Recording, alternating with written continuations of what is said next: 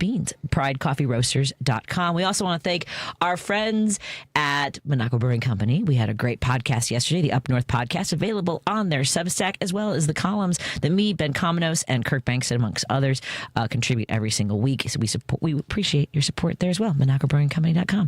I'm going to take a breath during the break and learn how to talk again. Thank you, Dan Schaefer, for being here. I appreciate it. Happy to be here. Hi to our friends in Seattle on KKNW 1150, listening to us on WCPT 820 Heartland Signal.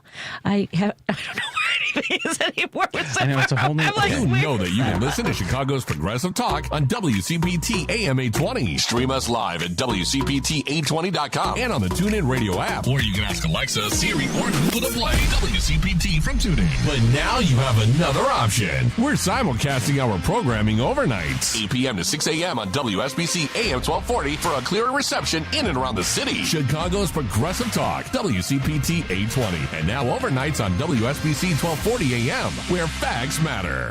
This is a WCPT Veteran Minute. In the midst of World War II, a group of Native American soldiers known as the Code Talkers became silent heroes. The U.S. military faced challenge of secure communications on the battlefield, and these men, primarily from the Navajo tribe, were enlisted to develop an unbreakable code.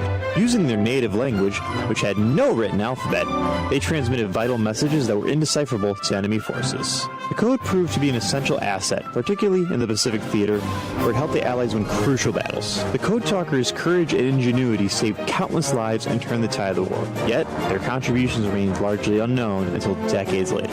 The legacy of the Code Talkers stands as a testament to the strength, resilience, and invaluable service of Native Americans during one of America's most devastating conflicts. This has been a WCPT Veteran Minute.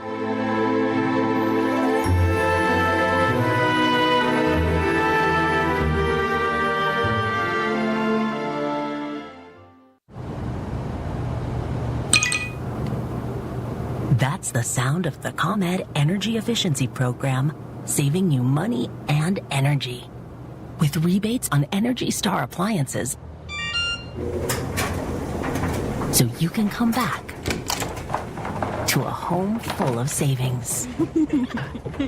Discover more ways to save at ComEd.com/home savings. ComEd, powering lives. You're listening to WCPT 820.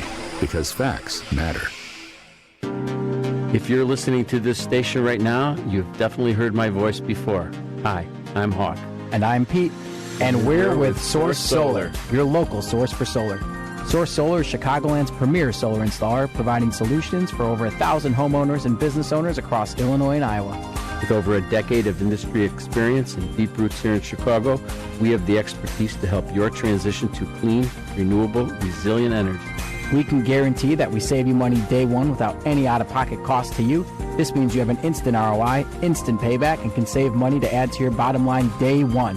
At Source Solar, we source everything as local as possible, meaning we always carry the Made in USA sticker. Find us online at www.source.solar. Stop in our office at 5710 North Northwest Highway or give us a call at 773-985-3992. And don't forget to ask for Hawk or Pete.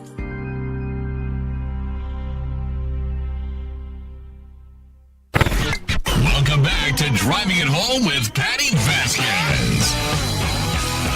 Oh, actually, maybe it's that time to give away something, but I don't know what. I probably should do it like as I'm doing it, as I'm reading, because I'm very excited about this. John Fugelsang's new book, Separation of Church and Hate, a New York Times bestseller. And to celebrate, John is hosting a book tour pay-per-view comedy special recorded in D.C. That'll be on Saturday, November 15th at 8 p.m. Central. You can watch John on your computer, tablet, smartphone, or cast it to your TV. If you go to meethook.live/John F., you can order the pay-per-view book package, or if you're the second caller right now, 773-763-9278, you'll win a stream code to watch the show live and on demand. Call 773-763-9278. We're giving that away to the second caller. Contests running on WCPT 820 are open to listeners 18 or older and residents of the greater Chicagoland, Northwest Indiana area. One entry per person, one winner per household. Void where prohibited by law. Listeners may only win to qualify or win once every 30 days. And that's both, not or. Just to win once every 30 days. Complete rules are available on our website at WCPT820.com by clicking the contest tab. bad. Ha! Yeah. Remember the guy you're too young. There was a guy in the 80s who would do this thing about these cars. Yeah. And he would talk really fast and stuff like that. I don't understand how you or Joan do that every time you have to do it's just like ramble, and it's perfect. Well, that was not. No, that was good. I missed a... That's fine. I did missed a preposition. And then Jerry was telling me that John might be on the show with me, and he told when he texted me, and he's like, "So you might have John Fugler saying, 'Please try not to die,'" and I was like, "I am fangirling right now." Oh, I'm so excited for you. That's I'm also awesome. going to go home and read my Bible and just kind of be able to be, Do you want to stop by my house? I mean, I could put during a date. I'm not leaving till the afternoon. I'm flying back to Los Angeles tomorrow. Yeah. I could I have the book. I can put it in my mailbox for you if you want to do that, so you can grab it. Yeah. Text me and remind me. I leave my flight. I'm moving my flight to later. Once again, protecting my mental health. There you go. Because some flights, when I flew to Los Angeles last Saturday, my flight was 1/3 full. I had 2 rows in front of me, 2 rows in back of me, left to the left of me, all empty. Yeah. All empty. Okay. It was, and then going home was the exact same. So light, and because I'm a frequent flyer with United, the flight attendant came up to me before we took off. She goes, "We can upgrade you to first class." And I go, "Why? I have to sit next to somebody." Oh, I can be. See, I slept though. I know, because they pamper you, but it was like 12:30 at night. Yeah. I don't need wine and all the stuff that you get in first class. Honestly, when you get your own row and you can just like lay across, it's fine. As long as you're buckled, you're good. Yeah. And if it hadn't been, if they had the kind of screens that are in the back of the seat in front of you, that also is bonus to me. Yeah. So if it hadn't had that, because in first class they do have like your private screens and things like that. But I fly a lot. So I just got my silver back on United. It was good. I was so happy. Okay. I haven't had it in over a decade. I used to fly like all the time.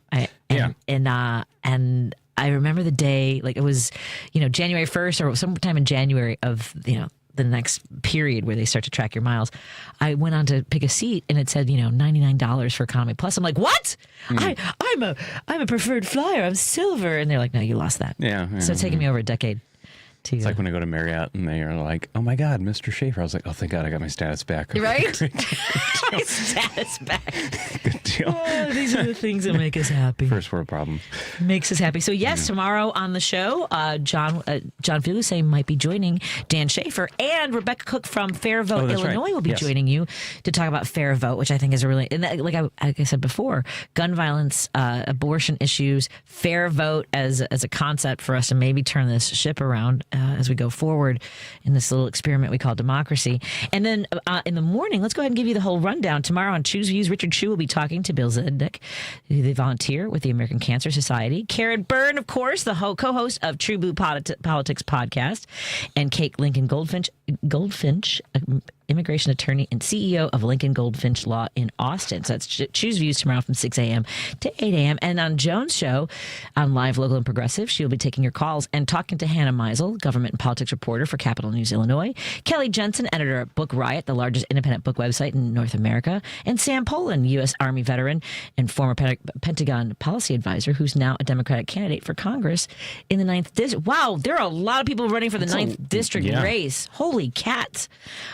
And of course, she will also be talking to John Fugel. It's a lot of John Fugelsang tomorrow because he wants you to watch his special. You can never get more of John Fugelsang. You can never get more of that. So yeah. I was at the Sexy Liberal tour with Stephanie Miller, and I got a hug from him, and it was the best hug. It was the best hug. He's so super sweet, and you're gonna love his book. I mean, like even just getting the first chapter of how his parents met. Yeah, and their backgrounds is really sweet. My favorite thing about him is that he uses the actual Bible to call people out about how they are ignorant in their quoting of the Bible. Yep, it's just like that. Yeah. And I love that his mission is to support you in your. I mean, you meaning everyone's interactions with people who want to swing the Bible like it's a bat to coerce people into behaving a certain way when it comes to homosexuality or women's autonomy. And not the things that would actually be helpful to Americans, which is I don't know, feed the hungry, take care of your neighbor, house the homeless. I'm just saying, not hoard wealth. I'm just saying. Well, yeah. Okay, then. Those are the again, we're talking about your mental health now. So I know. It's a lot. But it is. It's the thing that I can't. It's people that claim to be Bible followers and Christians and things of that sort, but their actions do not relay what they're claiming to do. You know? And John Fugelsang does a very, very nice job of calling them out on that. Yes, yeah. I agree. Yeah. I agree completely. By the way, did I tell you why I went to Los Angeles last weekend? Have we talked about this? No. I've been hired to be a co-writer. Get this. We did talk about this briefly, but yeah. Cool. What? Yeah. It's still weird. It was so freaking good. I was like, yeah. I mean, because I came in, this is their concept. I'm just there to punch up this. And you know what was funny about it? Because I came in to like write jokes and sort of just add some elements of something that's already there. I'm just kind of coming in, like they have, built the entire house and I'm just coming in and decorating a little bit, right? Okay. They've done all the drywall. They put in the plumbing, the electrical. I'm picking the colors. And I think that's the best way to put it, right? Okay, yeah. That's just kind of it. But what was so crazy, and I haven't even told my husband this, or maybe I did, but I showed up because they had been rehearsing all week, and I was sort of this mythological creature that had been a part of writing the script. And they were fangirling over me, and I'm like, what is happening right now? They're like, oh my God, I'm so glad to meet you. But they were so good. These actors in LA, the stage director, the musical, whatever they call it. I don't know if I should be writing it on a musical. I'm like the composer. Thank you. The composer. Again, words. Yeah, words. It was magical. I can't believe I got to be a part of it. And they said that they would, like the other writers, like when something would get a laugh, they're like, Patty wrote that. It's just like, but I mean, it was all there. Yeah. Like even for my jokes, I'll have something that someone comes along and they'll say, hey, have you thought of it doing it this way? Like Mike Toomey's done that for me, and Tom Clark. Like, I can name the comics who, and as long as they're not condescending jerks about it, sure. I always appreciate someone having an outside perspective. Yeah, that's fair. I mean, I love the fact that you said fangirl, because I fangirl every time I see you. Stop. So shut up. I'm just Patty. I'm just Patty from across the street. Oh, stop. No, that's really cool though. Thank you. Very excited. I'm glad that you did it. It's coming. We're going to be doing a stage reading here because it's still a work in progress. So we're taking feedback from audiences. So I believe we'll be doing. My gosh, it's so weird to say. We'll be doing a stage reading in the spring of Labor of Love. Okay. Which is weird because I got emails that say LOL, and I'm like, is this a joke? Oh no, it's the play. Let me take a break here. We're hanging out with Dan Schaefer, who is guest co-hosting now, and then guest hosting at 6 o'clock, maybe earlier. Maybe I'll leave after this segment. We'll take some phone calls. Let's take some phone calls. Okay, fine. I'm just gonna leave you hanging. Let's see if the phone lines light up. Then I'll leave you to the callers. If not, okay. Or I'll stay. I don't know. I'll look out. You know what I'll do? I will Waze my trip and see how traffic looks. You're fine to do whatever you need. I'm just saying. I can hold down the fort here, even though it looks very new. It's so much more fun to have you here and be in studio with you rather than zooming in. I was like, I don't want to do that. Let's take a break here. We'll continue our conversation on WCPT 820 Heartland Signal and KKNW 1150, the alternative talk of Seattle. We're happy that you're here. You're listening to WCPT 820. Here's the latest Chicago weather update. I'm meteorologist Ray Miller from the Weatherology Weather Center. We'll see partly cloudy skies tonight, a low temperature of 42 degrees, and winds out of the south at 5 to 15. Friday, sunshine with a high temperature of 62, and winds out of the southwest at 5 to 10 miles an hour. Saturday, partly sunny skies with a high temperature of 67. Sunday, sunshine with a high temperature of 49. Monday, sunny with a high of 47. That's the latest Chicago weather update. Right now, it's 54. This is Chicago's Progressive Talk, 820 AM, WCPT Willow Springs, and online at WCPT820.com, where facts matter. Choose Views with Richard Chew. Right now, what we definitely have to agree on is that we have to stay connected and we have to fight forward together. My life's work has proven to me, beyond a shadow of a doubt, that when we do come together and we fight together to move forward rather than fighting against each other, that we get stuff done. And it sticks and it's lasting. Richard Chew, weekday mornings at 6 on WCPT 820. Hey, honey, what are you doing? Studying for a math test. You want some acupuncture? Acupuncture can help with tests? Yeah, that was the subject of my published doctoral work. My research showed that one acupuncture treatment before a test improves memory by 9.5%. That's almost a whole letter grade higher. And it reduced procedural errors by 36%. That's all from one treatment. Additional treatments help more. Wow, I want some of that. I have patients who will come in before final exams, SATs, MCATs, and other tests. And we've seen this technique help older folks with things like dementia and Alzheimer's. Can I get acupuncture too? I have a vocabulary test coming up. Acupuncture can help remedy problems, but it can also help a healthy person perform even better. Come see us at Chicago Community Acupuncture at Milwaukee, Devon, and Nagel. Call us at 773-853-0920, 773-853-0920, or what's the website, girls? Shikamaku.com. Alexa, play WCPT. WCPT from TuneIn. Union Strong Chicago continues to lead the way with progressive values and in preserving democracy. Your support of the Minocqua Brewing Company Super PAC efforts in Wisconsin and beyond strengthens the fight against MAGA Republicans. You can now purchase progressive beers like Labor Lager, Love Wins Fruited Sour, and the Resistance IPA in Chicago at Rogers Park Provisions, Diversity Beer, Wine, and Spirits in Lakeview, Park West Liquor, Wine, and Beer in Lincoln Park, Logan Square Liquors, and Tip Top Food and Liquors in Westtown. Visit MinocquaBrewingCompany.com for all their Chicagoland locations. As always, no matter how bad our sports teams are, please drink responsibly.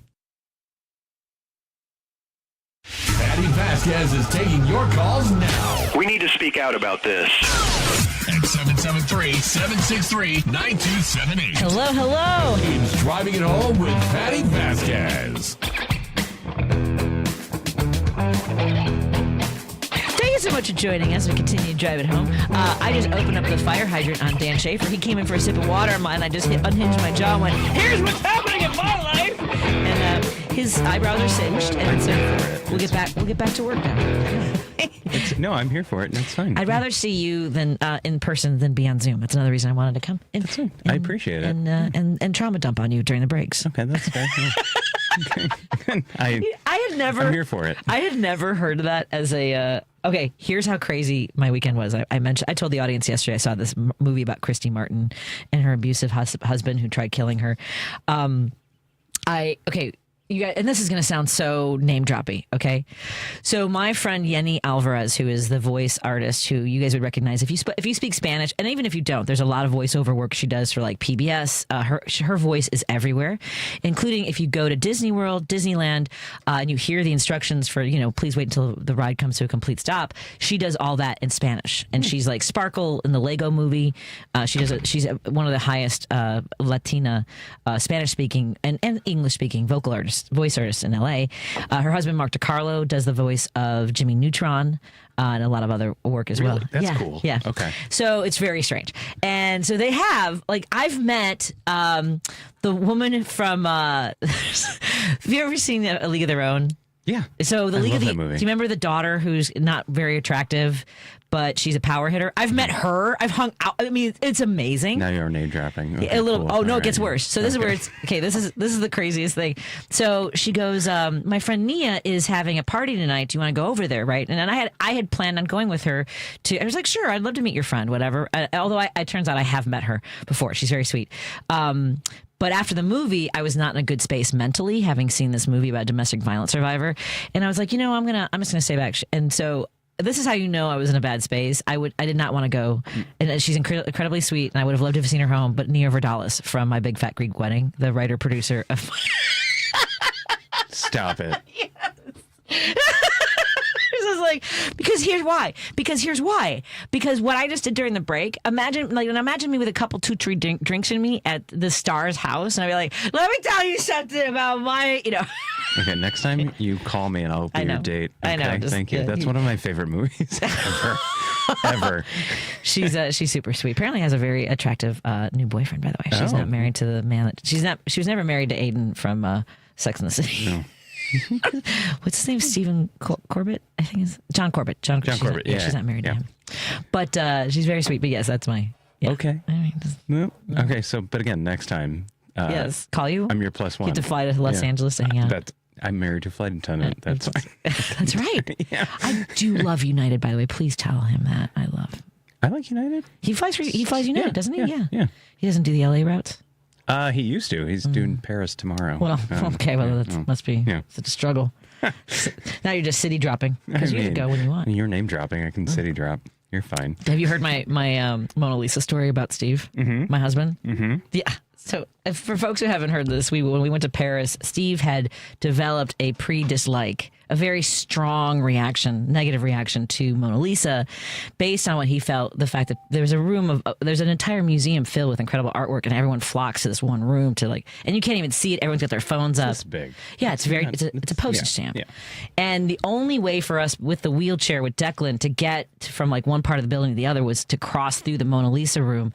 And, so we're going to the front of the room, and this one of the ushers or docents touched Steve's shoulder, dropped the rope, and invited us to go to the front row in front of everybody to see the Mona Lisa. And Steve went, "Yeah, we don't need to do that." And what? What just happened? And people are like, well, you could have just taken Declan and gone. I'm like, hey, Steve was in a forward motion. He had an energy that said, let's get out of here. And this was not going to be a hill I needed to die on. Plus, it's a very funny story for me to tell people. Again, it's this big. It's nothing. There are so many other things to see in that museum. And that's his point. Yeah. He feels that even in that room, there's paintings on other walls and no one even looks at them because they all want to see the Mona Lisa. Right. He contends that because she was stolen, that there's this mythology behind her or whatever. Talk about the jewels that were stolen. Right. A couple weeks. Yeah. Everyone's going to want to see those. Have you seen the thieves? They're very cute. The detective. Have you seen any of these? No, it doesn't make them right. But no, not at all. But it's just funny. It's like something out of a movie. All these social media content creators if you're going to cast a movie. I have not seen that. I'm going to look them up. The detective and the thieves are hotties. Is all I'm saying. Everyone's a fan. This is the culture we're in now. So it's like Ocean's 20. Yeah, exactly. What are we at now? The reboot. Yeah. Exactly. That's amazing. Let's get to Jim in Chicago. Hey, Jim, what's on your mind? You're on with me and Dan Schaefer. Yeah, I heard Dan. How are you, Dan? To me, the only thing I want to hear out of a Democrat's mouth, the only thing I want to hear out of a Democrat's mouth is health care. Let me give you a little history of my health care. My mother was a triplet. Oops, what did I do? Anyway, hello? Oh, my goodness. You there? Can you hear me? What happened? I can hear you. Hear you. What did I break something? Am I on? Can you hear me? I can hear you. I can hear you, yeah. But why couldn't, here we go. Let me try that. Hey, Jim? Yeah. Can you hear me? Can you? Yeah. What did I do? There we go. Gotcha. Go ahead. Sorry, we lost you there for a second. Anyway, Dan and Patty, the only thing I want to hear out of any influencer or anybody on earth is health care. I want single-payer health care immediately. All I can think of is my history of health care. My mother was a triplet.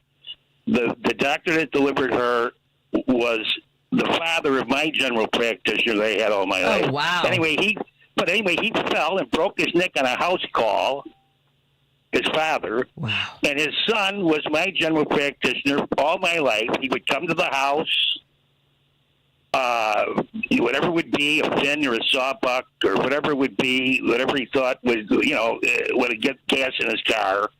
He was terrific. When I had my appendix, emergency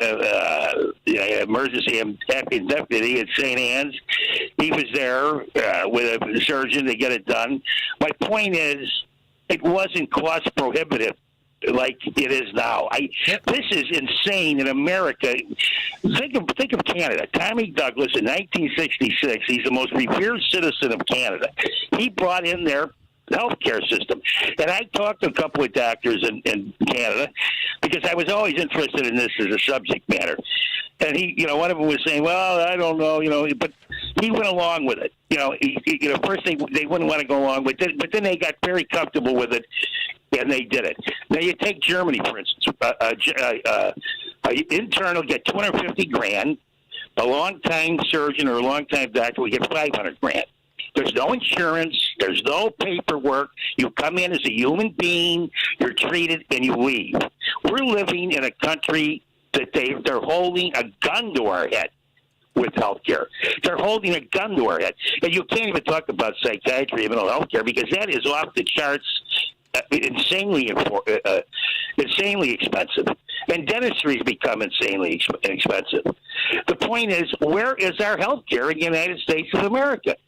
I don't understand this. I can't understand it. Why? The only thing I've ever voted for all my life was was health care. In fact, when I was in college, I was my last year of college, I voted for Carter. And then they asked, who voted for Carter? Well, I was in River Forest, a lot of rich kids there. And I was apparently the only Democratic class. So I raised my hand. She said, why'd you vote for him, Jimmy?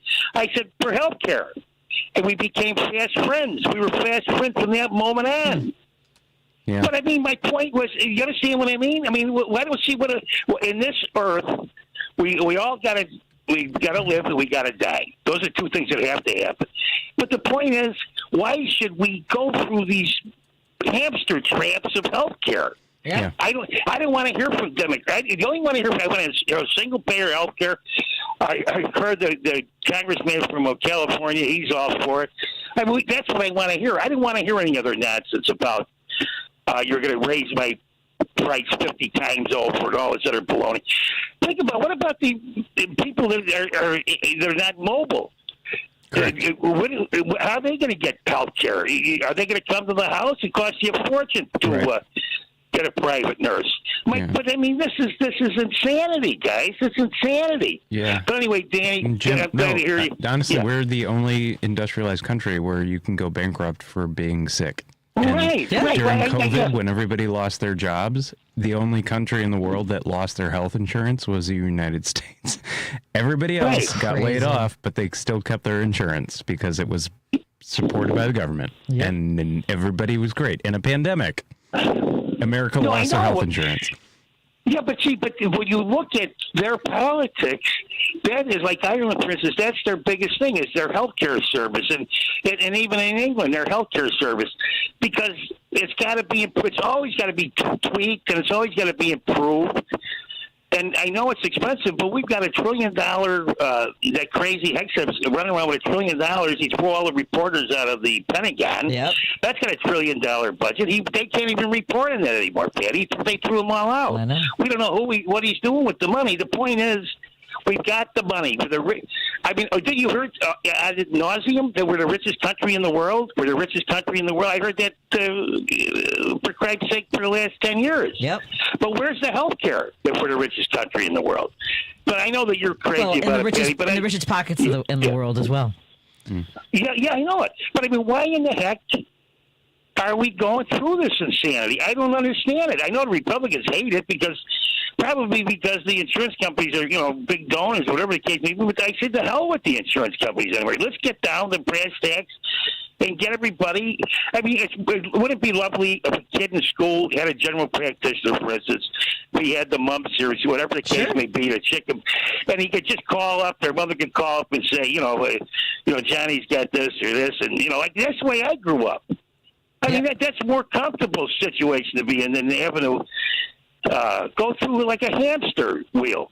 But anyway, you guys, glad to hear you, Danny. Take care. Thanks so much, Jim. You got a good cause, Patty. Call in tomorrow, Jim. We're done. Appreciate it. Yeah. That's also a healthcare issue, right? Because we have it sure is. It sure is. Yep. Thank you so much. It sure is. Yep. Goodbye. Take care. Let's take a break here. We'll continue having our conversation. Dan Schaefer, guest co-hosting now, hosting in 15 minutes, and continue tuning in. He'll be talking to, you have your economics professor coming in. Oh, I want to talk to you about that, but I can't wait to hear that conversation. More in a moment on WCPT 820 Heartland Signal and KKNW 1150. A Better Life with Dr. Sanjay Gupta. Yes, you really can die of a broken heart. The scientific term for it is Takotsubo cardiomyopathy, and it's brought on by intense grief, like the passing of a loved one. It can also be brought on by other emotionally draining life events. New study out of Denmark adds to the growing body of research on this phenomenon, finding that bereaved relatives who experienced high levels of grief symptoms were more likely to die in the 10 years following their bereavement than those who experienced low levels of grief. Now, how do you know if this is you following a loss? You might feel emotionally numb or that life is meaningless. You might have difficulty accepting the loss, or you might experience a newfound confusion about your own identity. If any of that strikes a chord, you might be at risk, and you should get some help. I'm Dr. Sanjay Gupta, helping you live a better life.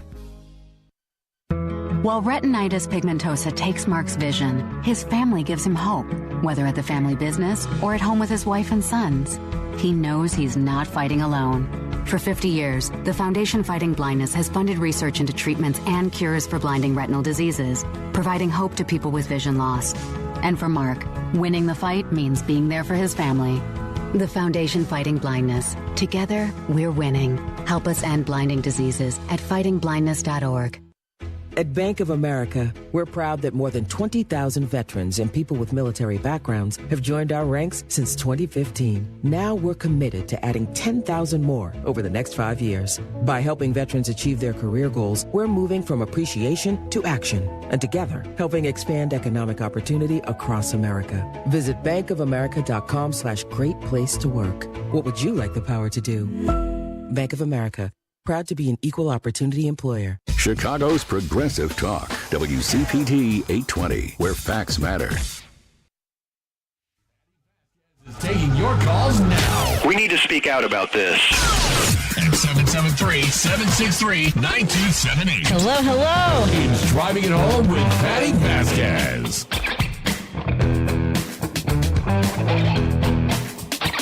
Thank you so much for joining us. We continue to drive it home. I'm your host, Patti Vasquez, joined in the studio by Dan Schaefer, who is guest co-hosting with me now and about to take over the reins of the show. And he'll also be filling in for me tomorrow. He'll be joined by, hopefully, John Fugelsang, as well as Rebecca Cook from Fairvote, Illinois. So excited for that conversation. Yeah, I'll be looking forward to you're talking to your, in the next hour, you're talking to your economics professor. I am, yes. That's very cool. Yeah. How many semesters or quarters, I don't know what system you were on, of economics did you take? Well, so I went to the same college that your husband went to. Yes, in De Pere, St. Norbert's in De Pere. Uh-huh. Mm-hmm. He lasted, I believe, a semester and a half or so. No. He disliked his roommate intensely. Thankfully, I lasted a little longer than that. I did...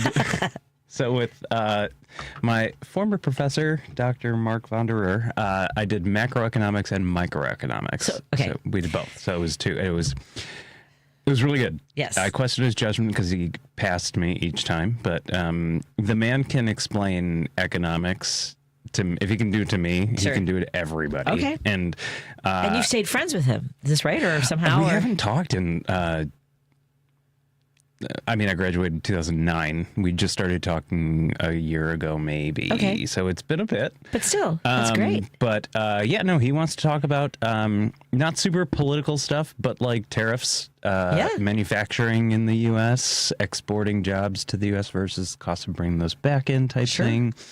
The Federal Reserve and how that needs to be a little more independent. He is the most brilliant guy, and he's also really, really funny.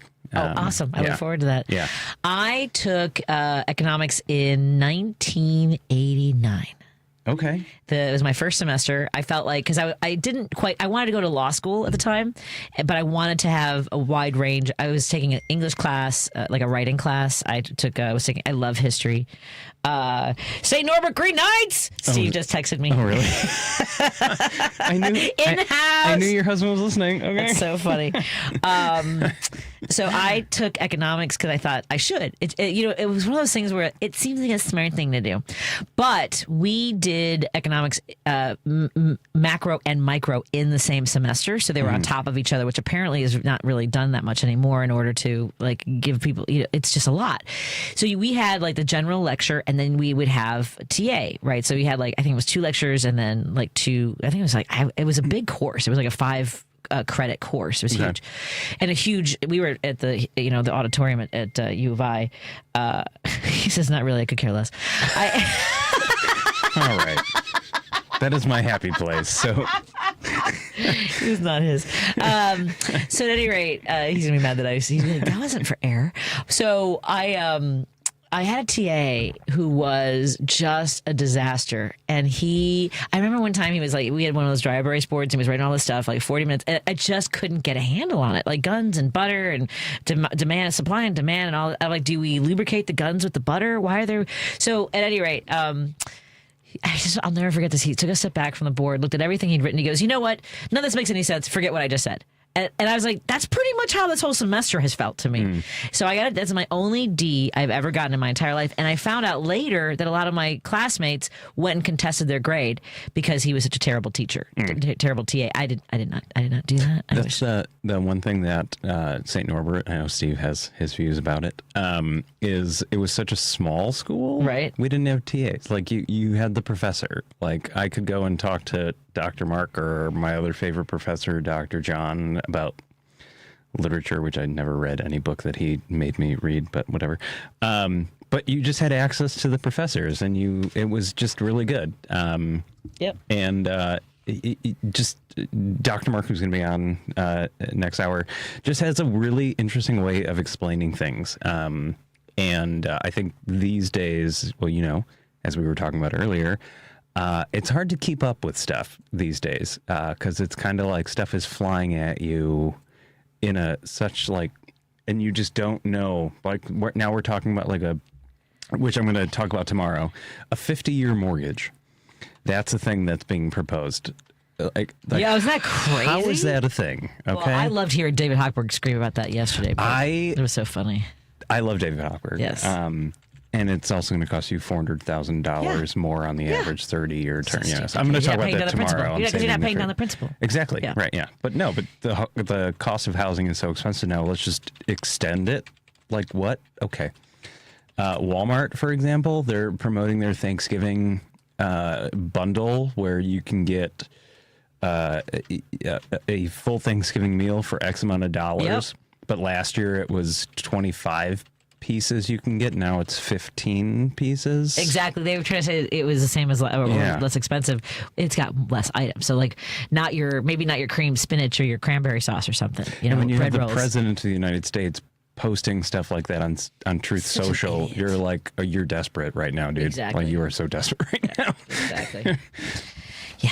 It's so bizarre. Mm-hmm. But he said he was going to lower costs on day one. But that didn't. Is he also going to end the war in Ukraine? He was also going to have a big, beautiful healthcare. Patty, come on. 8 wars. Yeah. I'm gonna turn this over to you before I forget to give that's stuff for the next hour, including our promo. I think we already gave away the John Fugel thing, but so just read the top part for folks so they can know about the event coming up on Saturday. And I'm leaving. I don't think I've explained why I'm leaving for Los Angeles. This is really beautiful. A friend of mine who I absolutely adored, my good friend Kristen McAllister, passed last November. Not long. I felt so bad because she was so sick and had to watch Kamala Harris lose. Like I know that had to have also broken her heart. She passed away last November. Her husband James Vickery, who is just one of the sweetest kind. He was here. They were both here a long time ago. They were both on the show with me. She was a regular on my show on WGN. The kind of person that you like, I don't know. There was always something like you knew you were never going to get enough time with her. She was one of those people that I feel sad that other people didn't get to meet. She was extraordinary. She was talented. You'd probably recognize her from appearances on the series Love and Brooklyn Nine-Nine and the Jimmy Kimmel Show, as well as many national commercials. I could not get enough of this woman. She was just beautiful, funny. Really, she was the kind of person who she would dazzle you. She was this just take your breath away in any room that she was in, and yet made you feel like you were the most important person in the room. And she was originally from Baton Rouge. She was in Chicago for quite a long time where I met her, and she met her husband, James Vickery, and then she moved to Los Angeles. So through this year, James has honored her wish of having a celebration of her life in all 3 cities. That's really good. It's very sweet. I know it has to be so much for James. We're all trying our best to. One of his friends was messaging me. He's a little bit stressed because the weather's not great in Los Angeles this weekend. I don't know how familiar you guys are with how they handle rain there, but not well. It's supposed to rain all weekend, and our event is supposed to be in the courtyard of the building where they lived and shared their lives. And so I will be leaving to spend time with my friends. And if I have an invitation to hang out in Nir Vardalos, I promise that I will take it. Thank you. I would appreciate that. I have to tell you, so in Los Angeles, we're going to be at their place. The first one was in New Orleans, and they did a second second line, which is, they do for funerals and for weddings and different, celebrations and things like that. And so this year I have done a funeral and a wedding second line. And I have to show you my, it was a Day of the Dead wedding celebration I went to. And so it's kind of, by the way, I'm going back to New Orleans in December. Of course you are. I know, I can't take it. So, but this weekend I'll be in LA and I'm turning the keys over to Dan Schaefer. And I believe I'm broadcasting from there on Monday, and I'll see how much of a strain that is. I mean, I know it's kind of, is it a pain for me to do it from Los? I will see. It's kind of fun. All right, let me do it. I'll be in. I can help if you. Yeah, I would love to have you in the studio. Okay. I don't know what we're doing yet. Okay. Maybe we'll just talk to each other through. You'll be looking at me like from there on that screen. It'll be weird. Okay. It'll be very strange. Anyway, thank you so much, Dan Schaefer, for holding down the fort. Somebody just asked about we are going to have a new theme song to the show.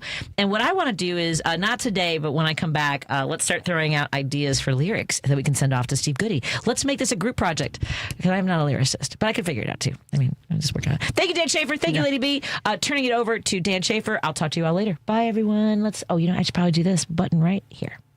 If you're looking to purchase a new home or refinance your existing home, you need to call Team Hochberg, your trusted local lender. Last year, Mitch, 50, railroad worker, income 100 G's a year, score 630, called to consolidate his debt with a cash-out refinance. Team Hochberg loan officer Johnny Hendrickson helped Mitch pay off his debt and save $800 a month. Johnny called Mitch for a 6-month post-closing checkup and informed him his credit score was now over 700. Then Johnny helped Mitch lower his rate, remove the PMI, and save him another $400 a month while covering all his closing costs. Let's review. Team Hochberg loan officer Johnny Hendrickson helped Mitch eliminate his debt, save $1,200 a month, and improve his scores over 100 points. Team Hochberg's helped thousands of radio listeners, but we can't help if you don't call 855-563-2843 or visit 56david.com. That's 855-563-2843 or visit that website you love, 56david.com. Lower.com, equal housing lender, NLS 1124061. Brought to you by Progressive Insurance.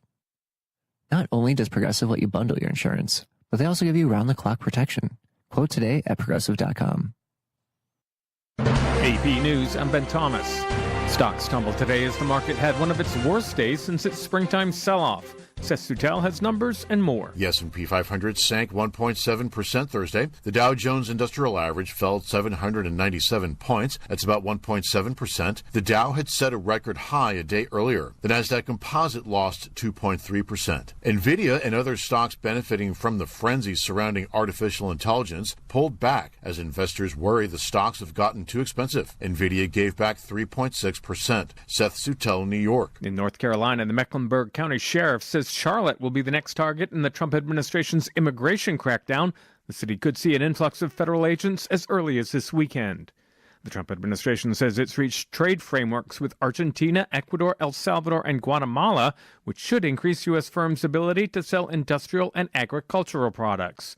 Meantime, Jennifer King reports First Lady Melania Trump is spearheading an initiative to improve career and education opportunities for children raised in foster care. Too many people from foster care community end up homeless. At a White House event, President Trump signed an executive order to create a Fostering the Future program. Under this major new initiative, great American companies and institutions will be signing a pledge to invest in teaching, training, and mentoring America's youth who are transitioning out of the foster care system. It aims to establish a comprehensive network connecting federal departments and agencies, private sectors, businesses, higher learning institutions, and charitable organizations. The program builds on a Fostering the Future initiative launched in 2021 that offers scholarships to current and former foster youth. The First Lady says the initiative is her tremendous pride. It is both empathetic and strategic. Jennifer King, Washington. This is AP News. NFL tonight, the Patriots hosting the Jets, while Gethin Coolbaugh has Giants news. Jameis Winston is getting another shot in the room where it happens. I just get to do it in the greatest city in the world. I'm going to be saying it with my son. It's the greatest city in the world. Yeah, that's a Hamilton reference if y'all don't know. With rookie starter Jackson Dart in concussion protocol, Winston will serve as the New York Giants starting quarterback for their game Sunday against Green Bay. I've been waiting on this moment, man.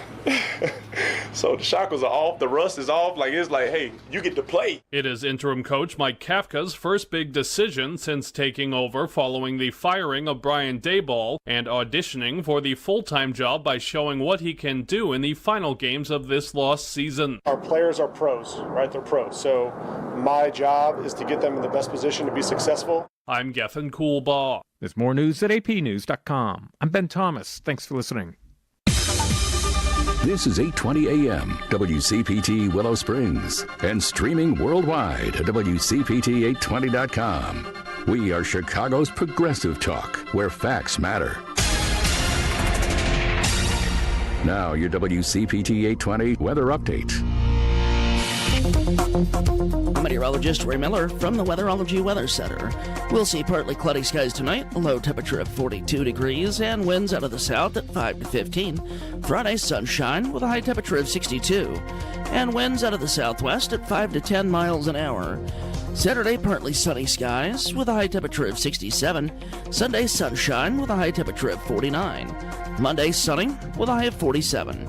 That's the latest Chicago weather update. Right now, it's 54. Sound familiar? At Mattress Firm, we understand there are many problems that can keep you up at night, like snoring, aches and pains, or sleeping hot. Our sleep experts have the unrivaled know-how to match you with a mattress that can help. And now at Mattress Firm, save up to $700 plus get a free adjustable base with select Sealy mattresses. For the great sleep you deserve, visit Mattress Firm. We make sleep easy. Restrictions apply. See store or website for details. Talking to your kids about the dangers of vaping can be hard. Getting them to listen to hot gossip is easy. So here's some drama you could share with your kid. Dude, did you hear about Cassie and Jake? No, but did you hear that vaping can cause irreversible lung damage and nicotine affects brain development? Nuh-uh. You don't need to gossip if you want to have an open conversation about vaping. So if you want to get tips on when and how to talk to your kids, visit talkaboutvaping.org. Brought to you by the American Lung Association and the Ad Council. Because facts matter. You're listening to WCPT 820.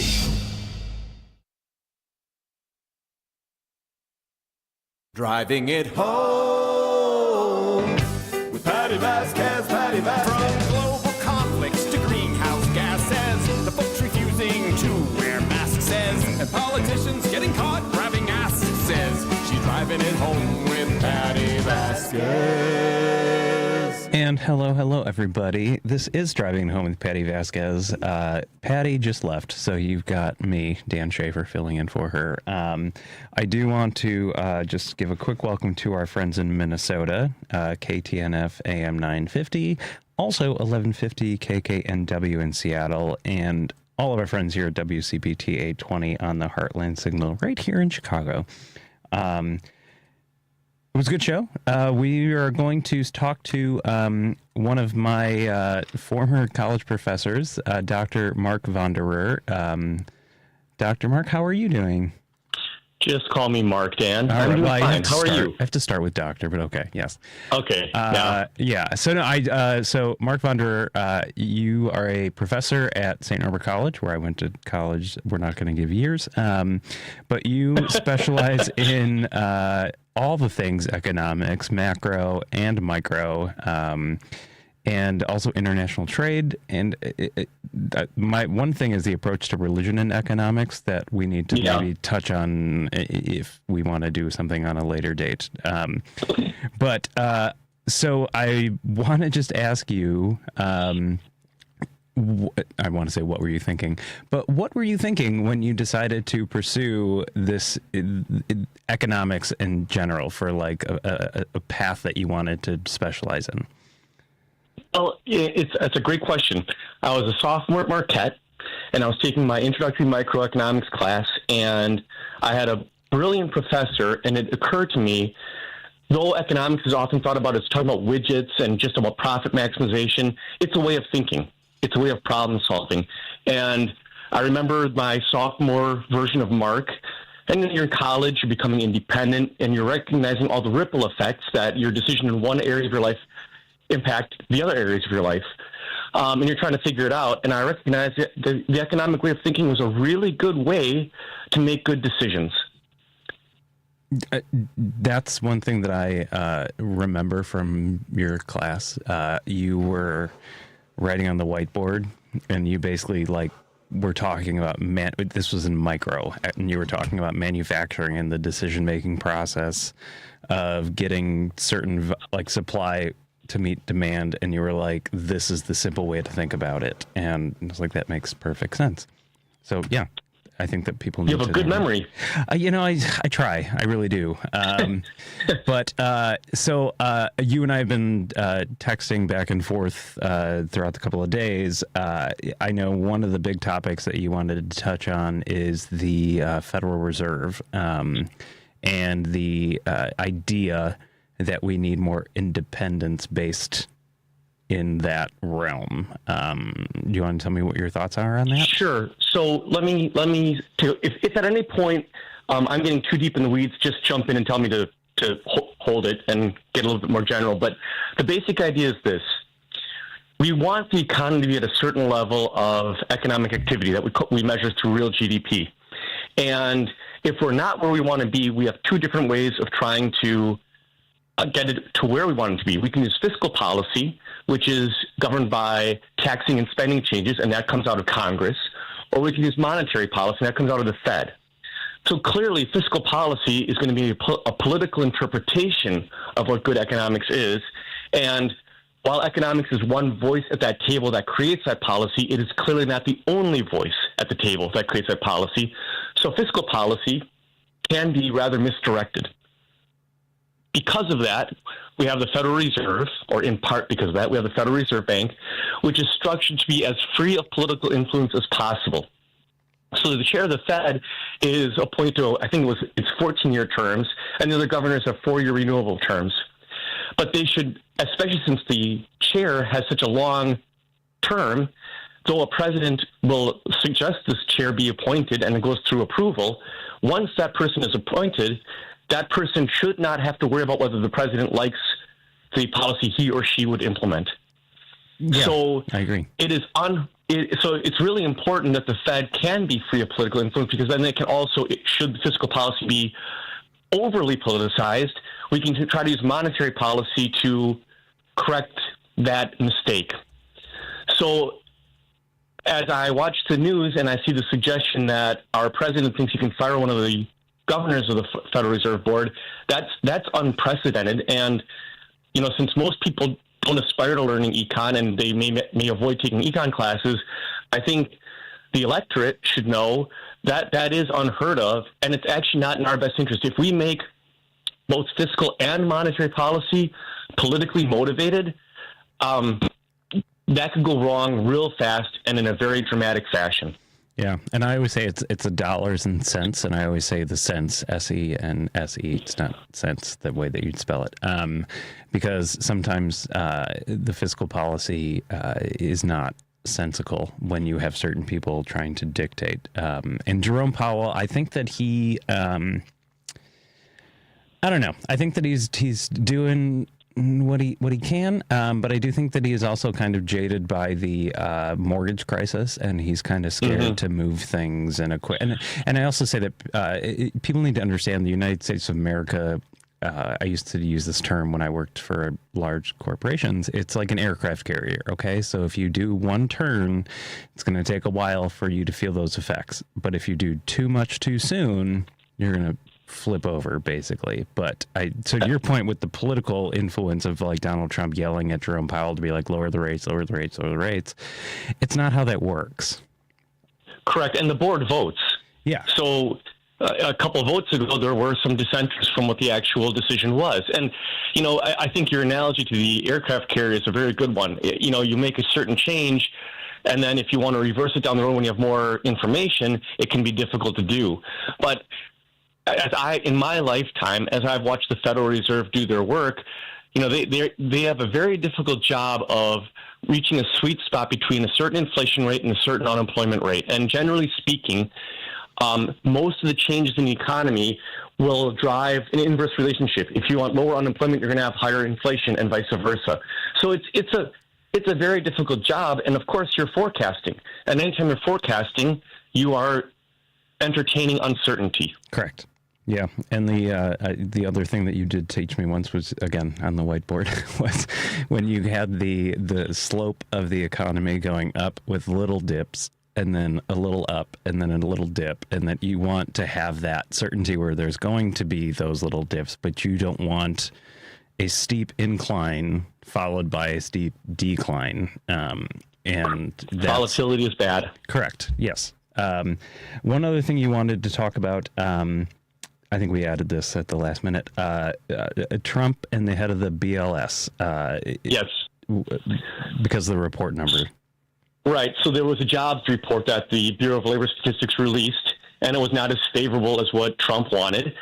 And so he fired this person. And again, this is another unheard of move. And I'm not trying to beat up on this administration. I'm trying to say, as an economist, hearing this news had me pretty shell-shocked because, first of all, these statistics get revised. They make an estimate of how many jobs are created, and as more information comes in, these estimates are either revised downward or revised upward.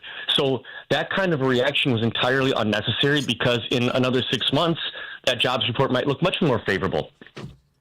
So that, again, the idea of trying to remove a person on the Federal Reserve Board, the idea of firing the head of the Bureau of Labor Statistics just seems to be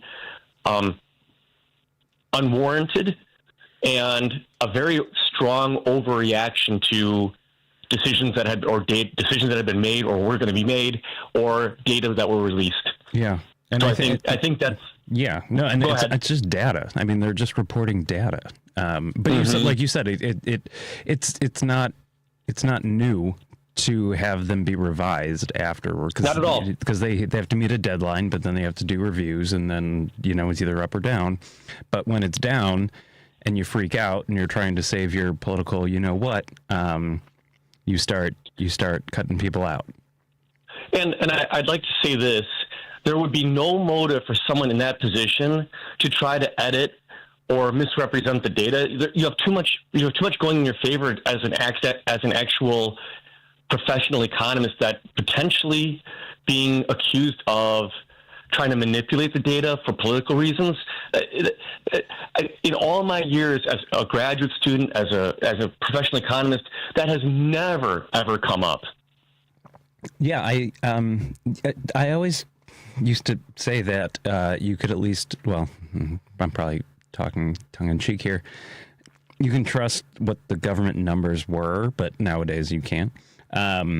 But sometimes they kind of, I don't know, they made it into their favor in certain ways or fashions, whatever. But it wouldn't make sense for somebody who's literally there just to report the numbers to be like, this is where we're at. And then you take those numbers and you're like, how do we fix it type thing? Yeah. Yeah. So that gets to another interesting point where our GDP figures after Liberation Day was announced fell because a lot of companies that relied on imports as part of what they made as an intermediate good immediately stocked up on these imports, which enter negatively into our GDP calculations because they were trying to avoid the potential tariffs. But not only did we have that, we have so much uncertainty that the business community is dealing with because one day we're talking about 100% tariff, the next day we won't do it, we'll make a deal. The gamut of contradictory signals that are coming out of this administration introduce so much uncertainty for employers, which means they're going to be less likely to make definitive plans to grow because they just don't know under what conditions they'll be operating. Correct. So it does not surprise me that the jobs figures were down because companies are hedging against an uncertain future and saying, I can't commit to hiring right now because I don't know if I'm going to need these people in 6 months. Yeah, and also you're not going to be able to determine what you can afford to buy if you're trying to plan for February, Like Correct. It's the budgetary process. Most corporations right now, depending on your year-end tax policy, they're in budgetary talks right now. But they've got to be able to forecast what they're going to need. But if the cost, what you said earlier, was a widget, if it was 75 cents last year and now it's $3, like you've got to be able to plan for that. And when things are changing on a daily basis, that's hard for a company like Walmart to figure out, Correct. And I think the other part of this equation that I find very interesting to consider is firms have to balance what their bottom line is, but also have to consider what are their future, what does their future look like given their customer base? Because they don't want to alienate their customers and have them go somewhere else. So I think early on, businesses were absorbing the increased costs and not passing on their consumers, but they can only afford to do that so long before they do pass them on to their consumers. And then you are dependent on whether the consumer is purely irrational and says, well, you're not being honest. You have done the best you can for X amount of months or however long it is. But now I understand that you have to pass these costs on, at least in part, to the people who buy your products. Yeah. And, so I think for managers, that's that's one more layer of difficulty that goes into their decision making because you don't know how your customer base is going to respond. Correct. I do want to dive more into about tariffs too, but we have to jump to a break. Are you okay to stick around for another segment? Totally. Okay, cool. All right. We are talking with Dr. Mark Vonderer, my former economics professor here at Driving Home with Stephanie. I almost said Stephanie Miller. God. Patti Vasquez. We'll be back after this short break. At Bank of America, we're proud that more than 20,000 veterans and people with military backgrounds have joined our ranks since 2015. Now we're committed to adding 10,000 more over the next 5 years. By helping veterans achieve their career goals, we're moving from appreciation to action, and together helping expand economic opportunity across America. Visit bankofamerica.com/great place to work. What would you like the power to do? Bank of America, proud to be an equal opportunity employer. As farmers and ranchers, stewardship of the land comes naturally. Your work keeps our water clean, improves the soil, and enhances wildlife habitat. It also provides countless benefits, not just for you and your family, but for millions of Americans who depend on this region every day without even realizing it. Thank you for being stewards of America's prairie for all of us. Take a moment to find out how conservation pays. Visit conservationpays.org. The best words to hear at the TSA security checkpoint? You're good to go. All it takes is a little preparation. Get to the airport early, bring a carry-on bag that fits in the overhead, and have an acceptable ID. Not all state-issued IDs will cut it. Check out tsa.gov/ID and see which TSA acceptable IDs make the grade, like a real ID or passport. Before you jet, do a little prep, and you're good to go. Check out tsa.gov/ID or the MyTSA app. Medicaid and CHIP offer free or low-cost health coverage for children and teens. Hospital and doctor visits, prescriptions, shots, and more are covered. That's peace of mind for parents if a child is sick or gets injured. And parents may now be eligible for Medicaid too, even if they've applied in the past. Enrollment is always open. Visit insurekidsnow.gov or call 1-877-KIDS-NOW. Paid for by the U.S. Department of Health and Human Services. Hey Google, play WCPT. Streaming Chicago's progressive talk from TuneIn. If you're listening to this station right now, you've definitely heard my voice before. Hi, I'm Hawk. And I'm Pete. And we're with Source Solar, your local source for solar. Source Solar is Chicagoland's premier solar installer, providing solutions for over 1,000 homeowners and business owners across Illinois and Iowa. With over a decade of industry experience and deep roots here in Chicago, we have the expertise to help your transition to clean, renewable, resilient energy. We can guarantee that we save you money day one without any out-of-pocket cost to you. This means you have an instant ROI, instant payback, and can save money to add to your bottom line day one. At Source Solar, we source everything as local as possible, meaning we always carry the Made in USA sticker. Find us online at www.source.solar. Stop in our office at 5710 North Northwest Highway or give us a call at 773-985-3992. And don't forget to ask for Hawk or Pete.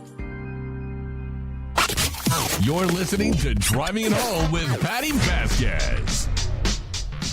And hello, everybody. I do have to do a quick apology. I was driving home with Stephanie Miller, but I was wanting to talk to Lady B about Stephanie Miller on the Sean Hannity show that I just saw last night, and I recommend everybody watching that. But this is Driving Home with Patti Vasquez. I am not Patti Vasquez. I am Dan Schaefer, and I'm here with Dr. Mark Vonderer, an economics professor at St. Norbert College, who I'm very grateful that you are taking the time to chat with us because let's just... Tariffs. What are tariffs? Well, it's just a tax on imported goods. Okay. So when you think at the introductory micro level, if you think about any tax that's placed on a good, a portion of it is typically pushed forward to the consumer, and sometimes part of it is pushed back to the producer. So the idea that as we impose tariffs on foreign-made goods, the foreign nation is going to pay the full tariff is very, very unlikely. So at least a portion of it's going to be pushed forward to the buyer here in the United States of this good that is either pure import or an input to something that's made here that's partially a function of a foreign-made good as an intermediate input. So it's been interesting for me to watch the news where the administration boasts about how much tariff revenue there is to help offset deficits. Well, okay, you have tariff revenue, but it would be better to just get that tariff revenue, I would argue, through an income tax, because tariff revenues are awfully regressive. The people who are going to the stores who don't have such a high income and are buying their textiles, their T-shirts, their jeans at a major retailer, those are imported. So the people who can least afford to bear the burden of that tax have the largest share of their income going to that tax. If economic justice is anything we actually care about, I think you would do a more efficient job by tweaking our income tax policy and having that not be regressive the way a tariff is. Correct. And the regressive tax component is where, like you said, it negatively impacts people who actually need to have lower cost products. Right. But so then there's this concept of you and I were texting about this about now we're going to potentially get $2,000 rebate checks. Is that basically just us canceling out the cost of the goods versus now we're just also paying for a rebate check? I cannot answer because I haven't done any digging. Okay. But I think it's a matter of perception. But let's do this. Let's briefly talk about this big, beautiful bill, which I think is very bad economics. This big, beautiful bill is deficit-inducing over the next 10 years to the amount of about $4 trillion. That's a lot of money. Mm-hmm. And the biggest single component is tax cuts.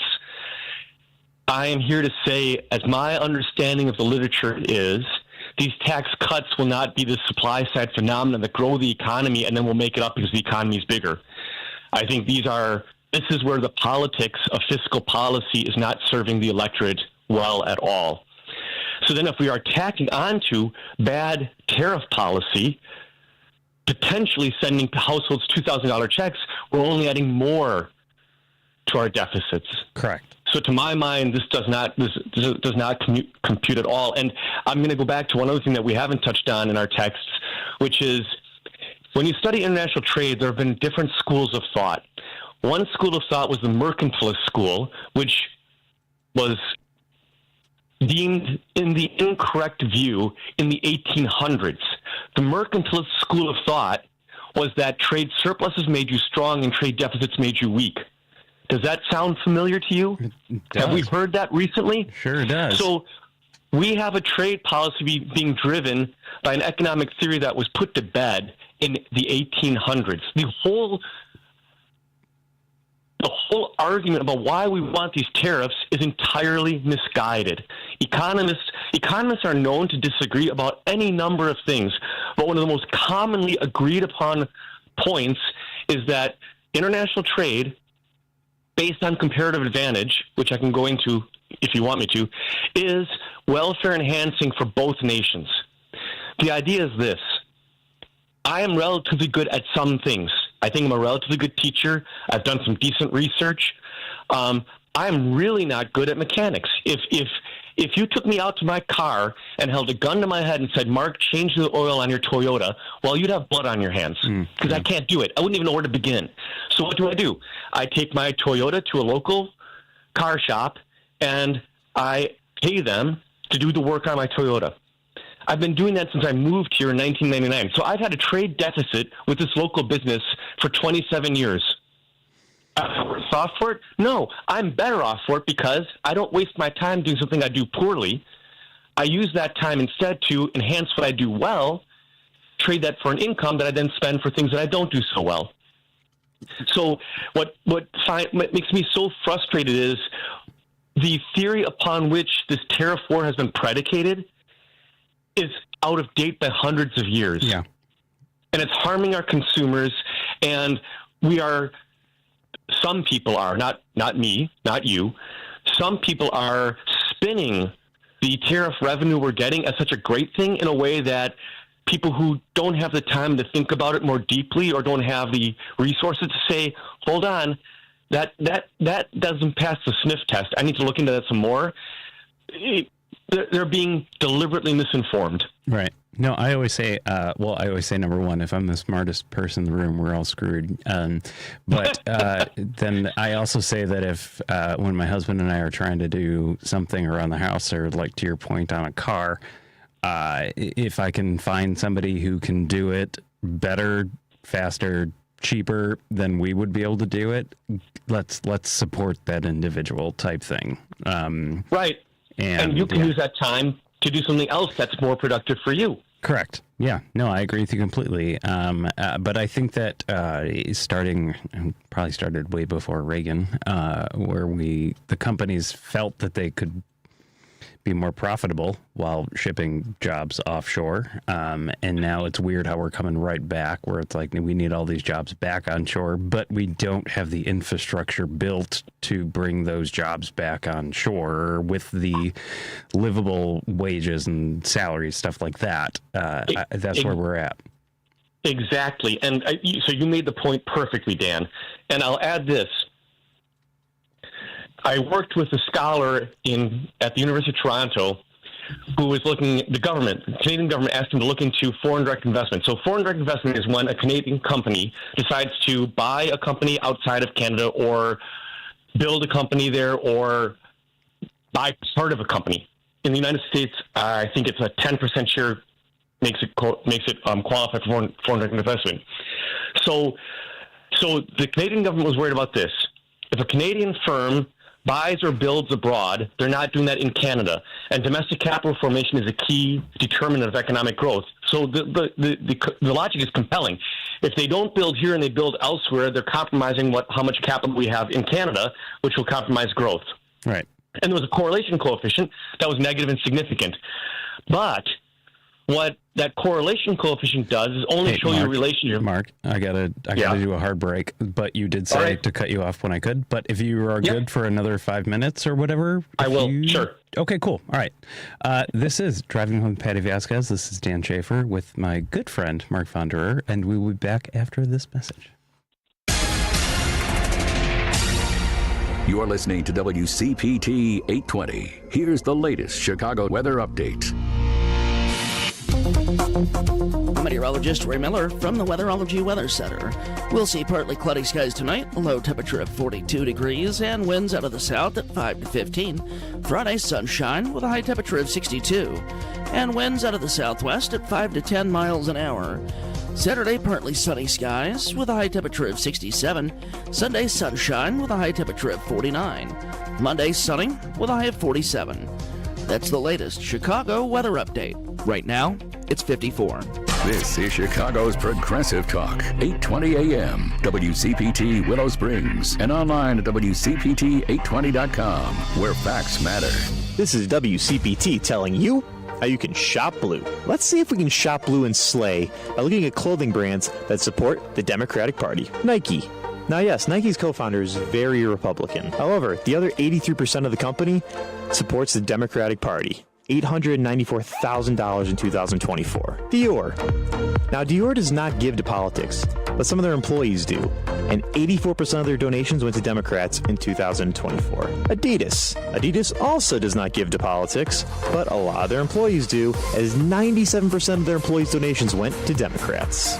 Gucci. Gucci also does not donate to politics, but their employees do, and 84% of their employees' donations went to the Democratic Party. Chanel. Chanel also does not give to politics, but guess what? 99% of their employees donated to Democrats in 2024. I would hate to be that guy in the 1%. This has been WCPT telling you how you can shop blue. Is credit card or other debt making it difficult to pay your rent or mortgage? Home insecurity is often the unintended consequence of an inability to pay mounting credit card debt, student loans, or medical debt. But by working with a nonprofit credit counselor, you can avoid or reduce the risk of eviction or foreclosure while tackling debt for good. For more information about how nonprofit credit counseling can help, visit nfcc.org. Made possible in part by the nonprofit Wells Fargo Foundation. WCPT 820, Chicago's Progressive Talk, where facts matter. Union Strong Chicago continues to lead the way with progressive values and in preserving democracy. Your support of the Minocqua Brewing Company Super PAC efforts in Wisconsin and beyond strengthens the fight against MAGA Republicans. You can now purchase progressive beers like Labor Lager, Love Wins Fruited Sour, and the Resistance IPA in Chicago at Rogers Park Provisions, Diversey Beer, Wine, and Spirits in Lakeview, Park West Liquor, Wine, and Beer in Lincoln Park, Logan Square Liquors, and Tip Top Food and Liquors in Westtown. Visit MinocquaBrewingCompany.com for all their Chicagoland locations. As always, no matter how bad our sports teams are, please drink responsibly. No detours, no distractions, just bold ideas and real talk. This is Driving It Home with Patti Vasquez. And hello, everybody. This is Dan Schaefer filling in for Patti Vasquez. We are driving it home with my good friend, Dr. Mark Vonderer. Mark, I want to give you the option of whichever two topics you want to close this out with. Okay, so we are talking about tariffs and how that may impact international relations. But there was also, I'm sure you're going to want to talk about this too, the GDP and the Commerce Secretary suggesting that we take government spending out of that calculation. Yeah. You can take either one, or you can take both, or we can have you back on next week. Since we've touched on tariffs, let me take the latter. Okay. So it was absolutely shocking to me, I think it was in March, when one of my colleagues in the econ department emailed me this news story that our Commerce Secretary was seriously suggesting we take government spending out of GDP calculations. I don't remember for sure what the reason was. I think the idea was that government spending can be inefficient, I think, but I could be wrong on that. Whatever the rationale was, it is absurdly incorrect to do that, because GDP is measuring the value of final goods and services that are produced within the economy in a given period of time. So whether the government uses that measurement. Right. Every country uses that measurement, yeah. And whether the government buys something that's silly and shouldn't have been bought, or it buys a fighter jet, either way, it represents economic activity. So it violates the fundamental definition of how one of the first things you teach in any introductory macro class, and it's ridiculous. So in my mind, as I think about all the topics you and I have discussed today, there has been so much deliberate effort by this administration to convolute basic economic theory that anybody who's taken my micro and macro classes, just the introductory classes, you don't need any more than that. If you've taken those classes, you should be able to say, well, hold on, you're not dealing with me in good faith. This is all about something else. And to my mind, I never bring politics to the classroom because that's not my place. My place is to educate students about economics. But I guess I'm going to share with you, it's become very difficult in recent years to teach standard mainstream introductory micro and macroeconomics without it becoming a political comment, because we've gone so far in one direction, seeing an administration mislead the electorate. And I tell my students when I go over a more controversial topic, I say, look, I'm not trying to tell you how to vote. You vote your conscience, but I do want you to understand the actual economics behind policies that are being promoted or suggestions that are being made. And I'm sorry to say, we would be a much stronger nation with two healthy parties that would actually be competing with honest ideas, or your tagline, where real facts matter. We would be a much healthier nation if that were the case. And I'm disappointed that we're not in that spot right now in my area of expertise for the reasons we've discussed over the last 30-some minutes. Yeah. No, and I would say, again, God, I have such a good memory. You always said you could take the numbers, but you got to put your values behind the numbers and make the numbers work. Don't put the values before the numbers are always your basis, and those don't change, but it's how you interpret or enact your decisions based on those numbers is what really matters. Because the numbers don't change. Well, apparently now in this administration, they can just fire somebody if the numbers aren't cool. But you were always like you were always that point. Like the core concepts are not going to change. No, and I think the other thing that I would add is this. It's one thing to be in a classroom and everything is textbook or theory or notes on the grease board, but at the end of the day, what I study and the policies that we evaluate affect people's lives. Yeah. This is not true. It's an academic exercise in terms of educating our students, but it's not an academic exercise in terms of how students take that knowledge and vote. Yeah. And, I personally think that a society that takes care of each other is an important thing to consider. And so there are things I would like to see changed personally, because though it's not in the Constitution, everyone should get health care. I kind of wouldn't mind paying more taxes knowing that my neighbor has health care instead of not having health care. Correct. Yeah. That's just my opinion. And I can say it on the radio because I'm not in the classroom. Yeah, right. No, and we just did annual enrollment, and my neighbors just did the same thing too, and they're like, everything's so expensive, and I was like, okay, but they're like, but it's better than if we would live in Germany, and I was like, no, actually, probably not. No, I'm not gonna lie. I don't mind paying a couple extra bucks for my income tax, as opposed to having to pay a deductible and increase premiums and stuff. But then, like you said, your neighbor has health insurance, which actually, like you said, be a good person in society. Well, and I just had this conversation with another colleague of mine at St. Norbert. We were saying, number one, if we were to have national health care, we wouldn't be a socialist nation. It's just one industry. But if you think about it, if you didn't have all the duplication of effort of marketing, let's say, and advertising across all the different healthcare providers, it was centrally located. And you can also add on that you can have options to go outside of that program for certain things that you choose to do. But are there some economies of scale that actually would be very efficient? Now, there are trade-offs. I get that. But I think to immediately villainize even the idea as becoming a socialist nation is incorrectly applying the definition of socialism. Yeah. And it's a scare tactic.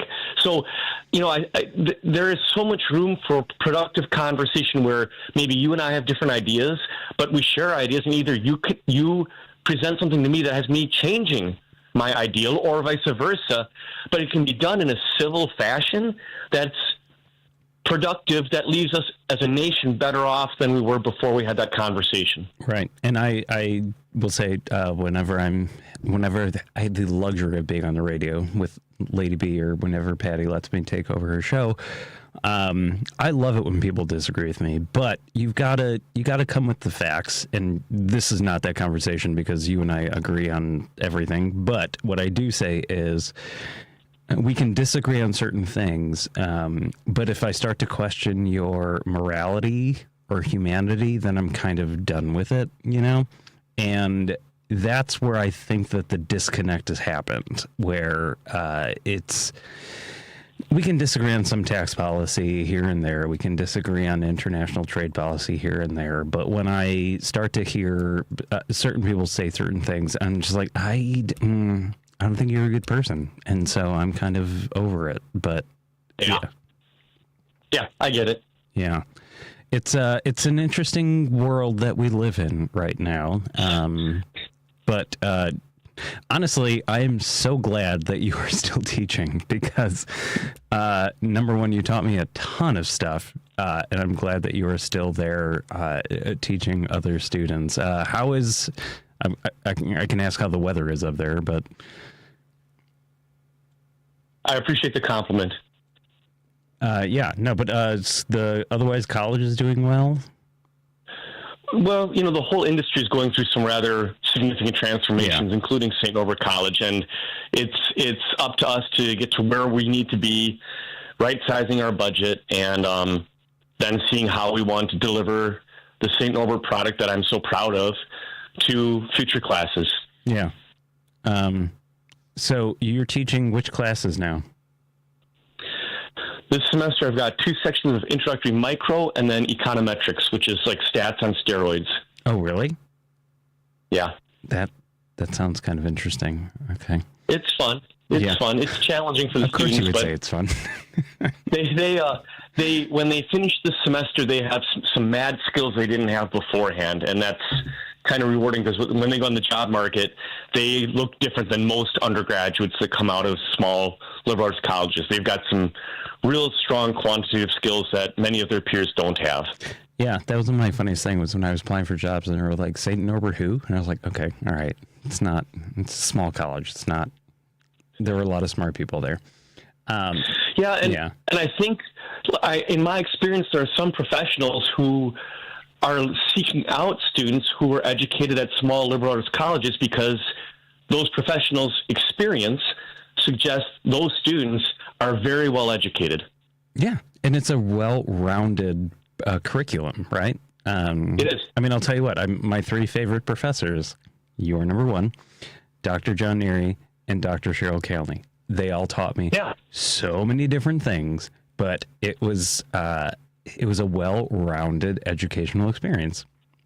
Right, and it's funny, I love working with our admissions folks so that when a prospective student and his or her parents are visiting campus and they want to meet, I love just sitting with them and saying, look, though a liberal arts education is being beaten down in public discussions, I'm here to say it's more important than ever because the world is changing rapidly, and it could very well be some of the skills I teach your son or daughter will be pertinent for decades, but some that I teach them now will be outdated in 5 years after they graduate. So the liberal arts idea of lifelong learning and learning how to teach yourself is so important because if you are only worried about the technical details of whatever major it is that you have and you go out in the workforce and you work and they slowly become fully depreciated, if you don't understand how to retrain yourself and tool up again, you will have a very short career or a very unhappy career.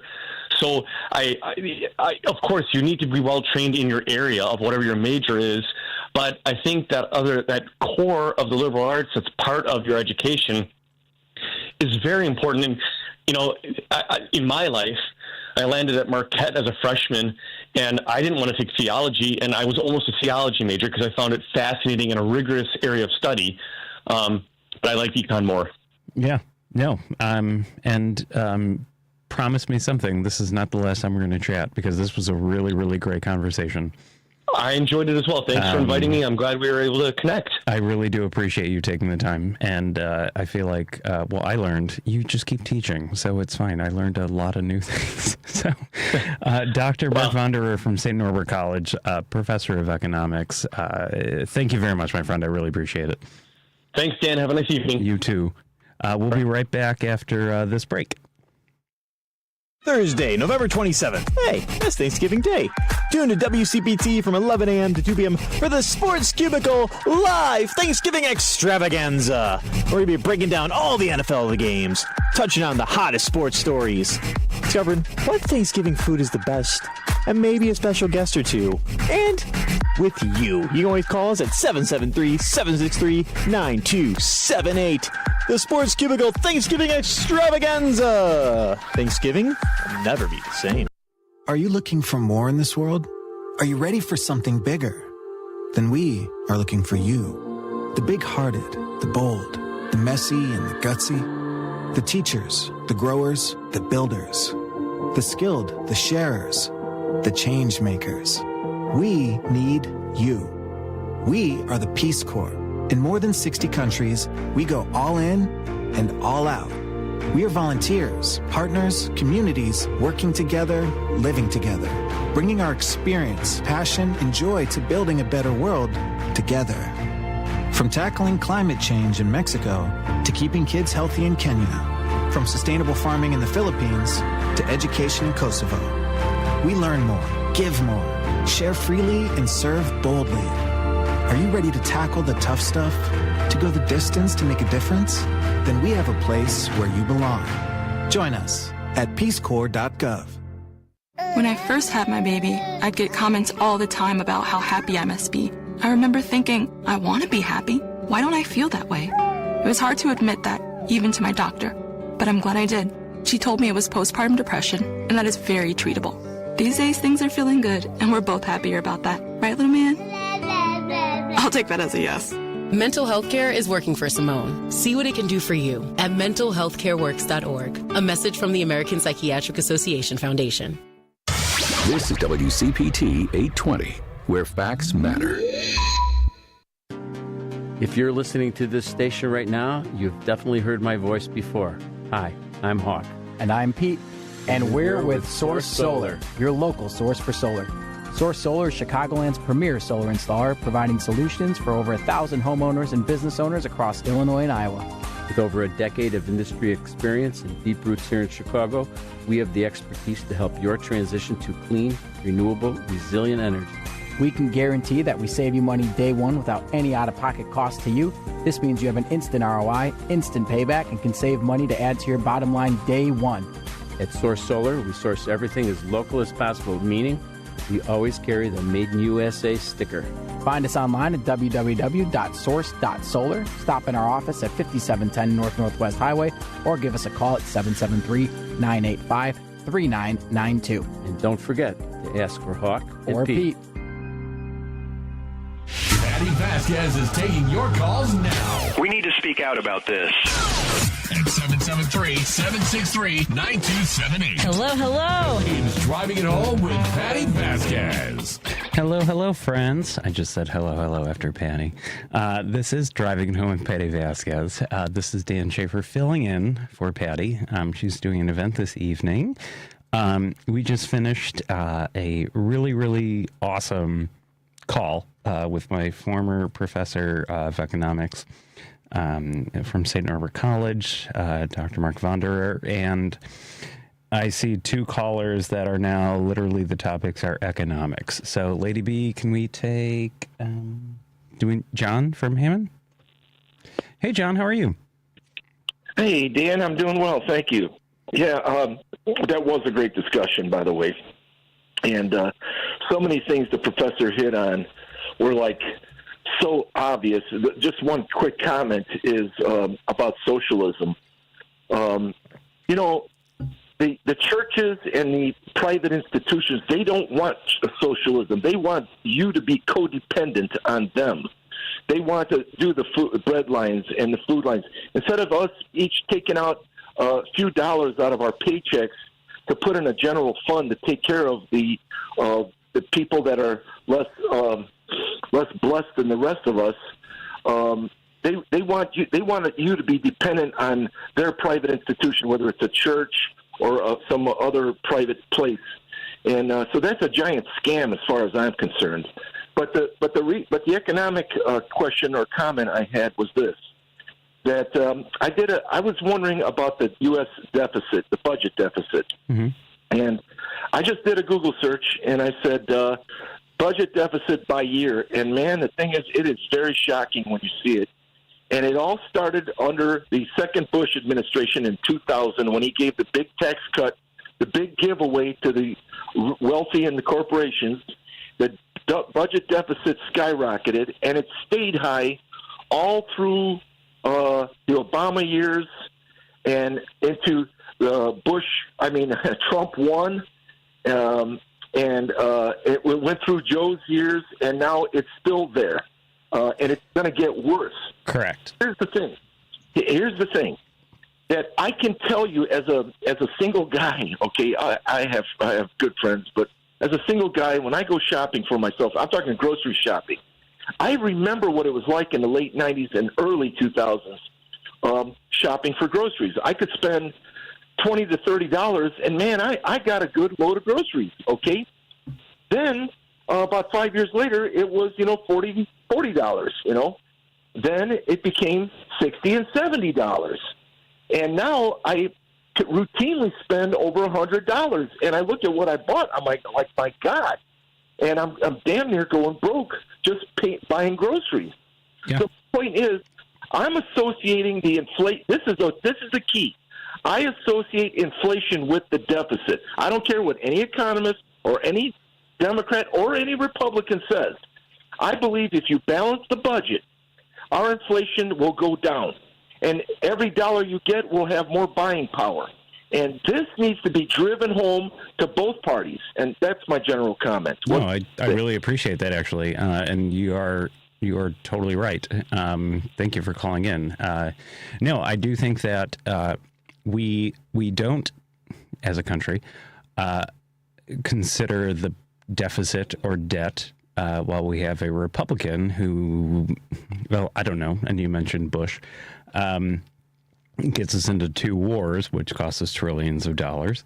But then we're apparently automatically concerned about the deficit and the debt when we have to figure out if we're going to give veterans housing or Social Security or Medicare or Medicaid.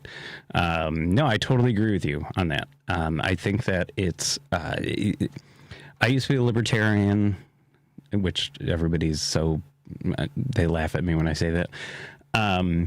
Because it was fiscal conservatism. But these days, the Republican Party is not a fiscal conservative party. And then with Dr. Mark, we were just talking about that, about how just being a decent human and taking care of society. Now I'm shifting over to the left, and it's fine. Because I want to make sure that everybody has a fair chance and they have access to healthcare and food and retirement options and all those things. But no, I really do appreciate you calling in. Lady B, Steve from the Gold Coast. Hey, Steve, how are you? Fine, thank you. So a few points. So when I push back a little bit on the idea of deficit spending, I mean, Keynesian economics says that, in fact, it does work, and it's a way to reinvigorate a flailing economy. The idea behind deficits and debts is that you have to calculate them in terms of GDP. So, in other words, it's fine to have debt, just like in the same way that it's fine to have X amount of a mortgage in terms of a home that you bought. You don't have to buy it with cash that you don't have, as long as you make X amount of money and can afford to pay it off over a certain period of time. Correct. What's not good is to try and buy a $500,000 home when you're making $40,000 a year. That's a bad idea as far as that. So just to be clear on that. And then beyond that, you had a really great discussion with your former instructor. I mean, one of the reasons that the Trump administration floats this idea of removing government spending from this calculus of GDP is because they're obviously interested in cutting government spending as much as they can. Exactly. So how do you then create a GDP that doesn't look like it's in decline when you remove government spending from the equation? So that's how you just remove. Yeah, so, I feel like it's moving towards the way China reports their numbers and their currency value. It's absolutely we're going right there. Point. Yeah, and the most important point is that, look, post-COVID, this country had a record amount of foreign investment. I mean, everybody and their mother decided to put their money here. And, so when we buy things like oil from the oil-rich countries around the world, well, okay, we give them huge amounts of money, as does everybody else. And then what? What do they do with it? They don't have a warehouse-sized bank where they just stick it. Instead, they reinvest it. They put it in places like our economy. So we had a record amount of everybody else's money, including our own. And why? The reason for that is because everybody trusts our system. When GDP declines, we report it. When unemployment goes up, we report it. When inflation goes up, we report it. And when things get better, we report it. People around the world had faith. Unlike, banana republics and corrupt regimes where, you have, hyperinflation. Why? Because they report terrible numbers. They manipulate their currency and you don't have anything honest. Nobody wants to invest in those places. But in the United States, we always had independent, fair agencies. It is what it is, and that's what we reported. If we go down this road of only reporting what sounds good, or we're going to start manipulating what information comes out, who is going to have an interest in investing here? Because they're not going to know what they're investing in, and uncertainty kills an economy. Yeah, I think your key word was had independent. I don't trust the numbers that are coming out of the government these days. So yeah, the key word was had. Yeah. And there's no accountability these days at all. And what we talked about earlier, where if you disagree with the administration, you get fired. Yeah, and unfortunately, it's going to take possibly a generation to rebuild that trust and that faith once this idiot is gone. And that's the thing that people need to realize. Yeah, no, I agree with you completely. I think we got to wrap it up here, my friend Steve, but thank you very much for calling in. This was a really, really great show with everybody. My many thanks to Dr. Mark Fonderer for calling in. I hope to God that he wants to do another show and we can do a podcast at some point. But just be good people, okay? Take care of everybody, okay? And you know what? There's a lot going on in the city specifically. There's a lot going on in the country. Just take care of your neighbors. Take care of your friends. Just give somebody a random text message and just be like, are you okay? Just do that. Okay. And thank you guys so much for having me on and putting up with me, and Lady B for making it look like I know what I'm doing. This is Driving Home with Patti Vasquez, and I'm Dan Schaefer. I'll be back tomorrow. Have a great evening. Talk to you then.